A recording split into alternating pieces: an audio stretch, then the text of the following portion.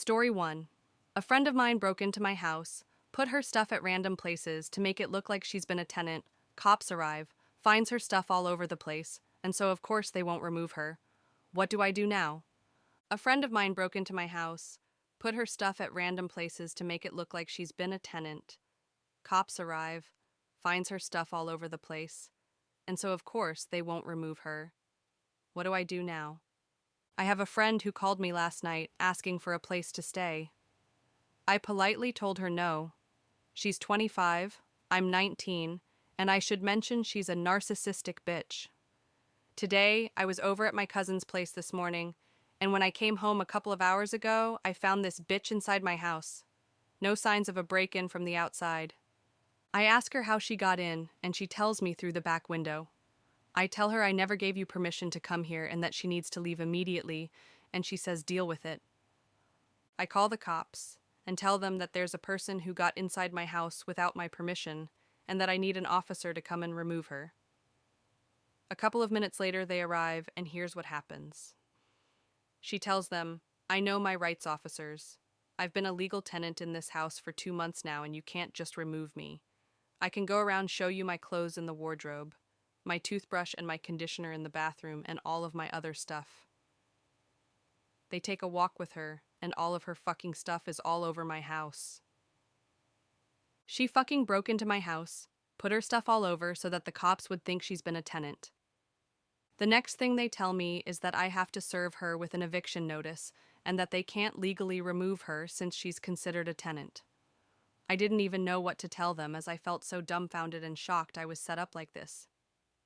I was silent for a few seconds, and so they try to explain how the law works to me, but since I just keep looking at them in silence, not believing myself, they just proceed to leave. I'm so fucking pissed.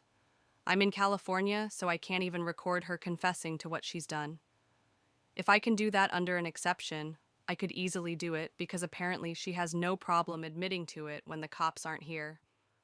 I'm not, however, going to do so if it will lead to more problems.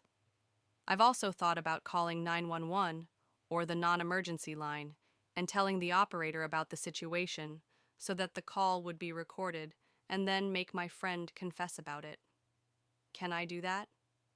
Me and the operator are aware of the call being recorded. I think it still would be unlawful. How do I get this bitch out without having to serve her eviction notice? Isn't that against the law what she did there? Isn't this fraud? I've thought about trying to prove that she's been living somewhere else before, but I don't know what to do. This is fucked up. I'm really sorry about my language, but I'm really feeling so angry and I'm trying to be calm as much as I can while she's in my fucking house using my stuff and I can't do shit about it. Thanks. Update 1. I texted one of her friends on Instagram who I know is close to and explained what happened. She gave me her boyfriend's name on Facebook and told me to talk to him, see if he could come over and persuade her to leave. I've reached out to him and we got on the phone a few minutes ago. He said he can come over after work and see what he can do. Is there anything I should do before he comes here? Do I start recording video? Do I call the cops instead? Do I bring in a third witness? I'm really afraid if this ever turns into a domestic violence of some sort, if any of them decides to do anything stupid. Keep in mind I'm 19 and both of them are well over my age by a lot. Update 2. First of all, I want to explain what happened, apologize, and thank all of you.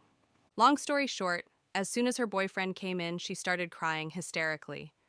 I told them that I'm video recording them through my phone, but they seemed uninterested in what I said. She started blaming him for all sorts of stuff. He kept apologizing a lot. And after what seemed like an eternity, she packed her stuff and they were both gone. Now, I've written down on a piece of paper all your different advice. I'll file a restraining order against her.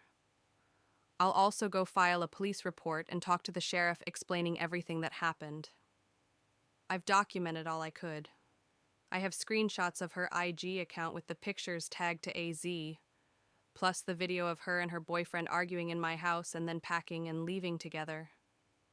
My mom's main concern right now is getting the protective order as soon as possible and installing an alarm system in my house. She said she'll be staying with me until we can get a company to install an alarm system on Monday. Thank you guys for suggesting to call my mom. It made me feel safer while she was here. Apology. I know how annoying it was for you guys to keep giving me advice that I should file the restraining order and go to the police, only to find me not do any of them, but invite a stranger to my house. My mom also pointed out how badly this could have gone with her boyfriend coming here. Story 2. When I invited a homeless person to a house party plus 2-year update, March 29th, 2023. Last night, I 24 male convinced a random homeless man to come with me to a house party. I was very high when I made this decision. The house party was also a costume party. I had an extra costume, but not an extra person. So stoned me was like, why not go out and find an extra person? The homeless man in my street was at the top of my list of potential candidates. I approached him and asked if he was keen to go to a house party dressed as a stormtrooper. He asked if there would be food. I said yes.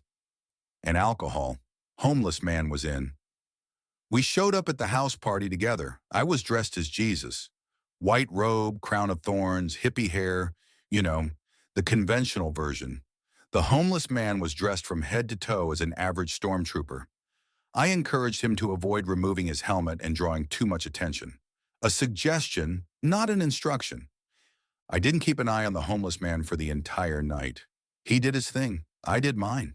From time to time, I caught him low-key lifting his helmet above his mouth to eat or drink when he thought no one was watching. Seeing that convinced me that I did the right thing. The homeless man was having a good time, and my stormtrooper costume did not go to waste. A win-win. Like I said, I was high. If you're reading this, something obviously went wrong. I found out when it was too late that another person at the party was also wearing a stormtrooper costume. That stormtrooper was at the party with his GF, who at some point confused the two stormtroopers and ended up grind dancing with the homeless stormtrooper. The BF stormtrooper noticed his GF enthusiastically rubbing her butt on another person's crotch and wasted zero time introducing his fist to that recipe. I was not there to witness what happened in person, and even if I was, I doubt I would have been sober enough to realize what was going on. I've heard more than one version of the story.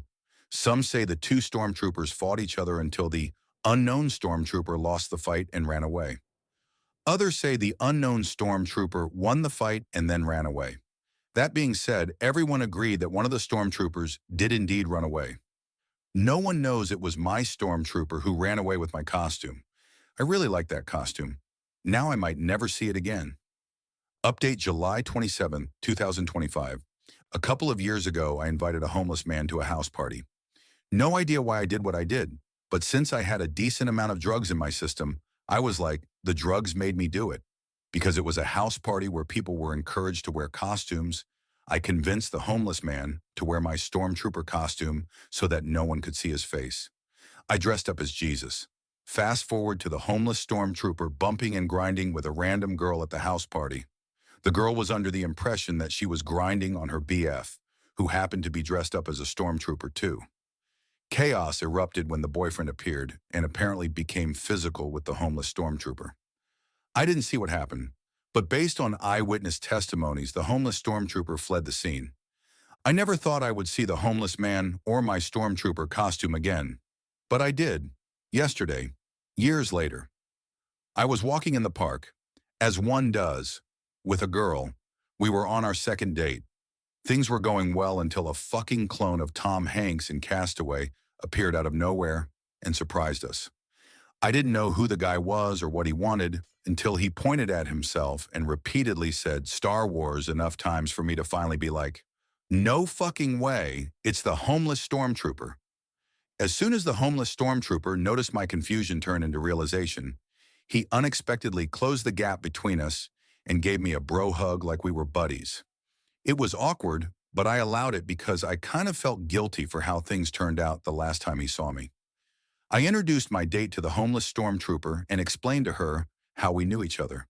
The homeless stormtrooper encouraged us to follow him to his tent so we could see that he still had the stormtrooper costume. I pointed out the time and explained to the homeless stormtrooper that we were on our way to see the new Fantastic Four movie, and we didn't want to be late.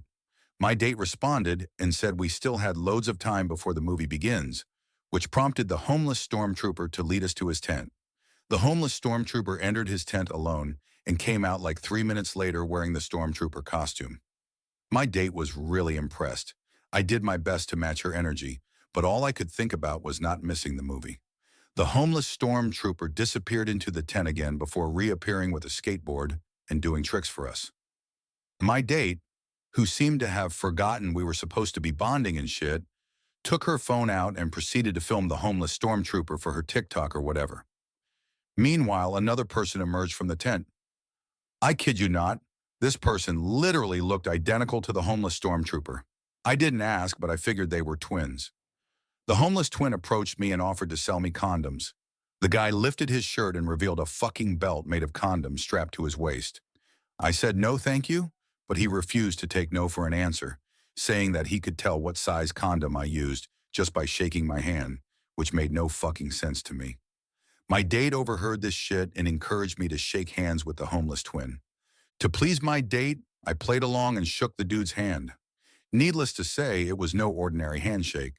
The homeless twin didn't let go of my hand for at least 30 seconds before pointing at one of the condoms on his belt and saying regular. My date asked me if that was accurate. I was like, what are the odds of me being average like most people on Earth? My sarcasm didn't land, and I ended up paying the homeless twin for his overpriced and expired condoms just to make him leave me alone. I was just about to inform my date that it was time for us to go, but then the homeless stormtrooper fell off of his skateboard. After helping him get back on his feet and making sure he was 100% okay, I gave him some money and said goodbye. We were late for the movie, which I already paid for, so I had to book another time slot and pay again for both me and my date. In other words, I paid twice the price, twice for an IMAX show in 3D, which is not cheap. On top of that, I had to pay a condom whisperer for prehistoric condoms and a skateboarding cosplayer for existing, I guess. Weirdest and most expensive second date of my life so far.